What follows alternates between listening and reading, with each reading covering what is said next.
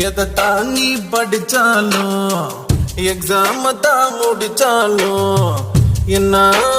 ரிசல்ட்னு எனக்கு கவலை எதுக்கு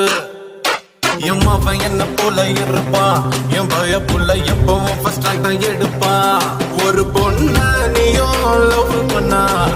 அவளோட அப்பன் தட பண்ணா அவளை கடத்தி வருவான் உனக்கே மனம்